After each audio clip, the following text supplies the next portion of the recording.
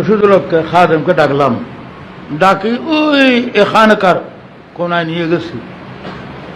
আমি বললাম, তুমি হুজুরকে স্মরণ করা দিও না যে আজ আনোয়ারা জুট মিলের মধ্যে সিলসিলার প্রোগ্রাম আছে, অনেক মানুষ, হাজার হাজার মানুষ আসবে, কিন্তু আমার উপর এমন একটা মুসিবত আসছে, আমি বাড়ি যাইতে হবে, হুজুরকে স্মরণ করা দিও না।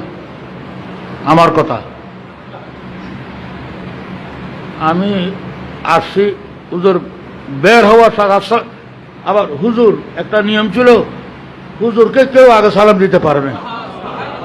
अस्सलाम वालेकुम, आज अनवारा जून में जाना है, आप तैयार तो हैं?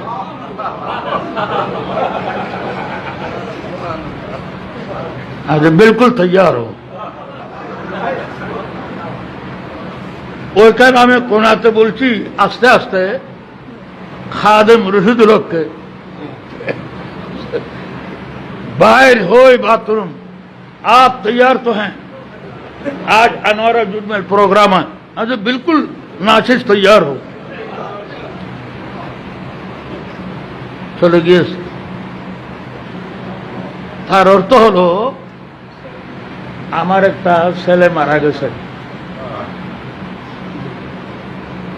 আমার শালা আসছে, বলো তোমার ছেলে মারা গেছে। তাই বললাম, আমি পাল্লা আসবো, ধরো তুমি টাকা দিয়ে যাও, জানাজা করে দফন করে ফেলো, হুজুরে না জানে মতো।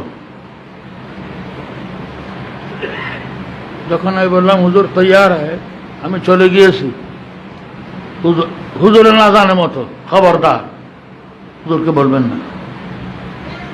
যেদিন হুজুর চলে যাবেন সেই দিন আমি এই কথাটা যখন বললাম, হুজুরের চোখে পানি চলে গেল।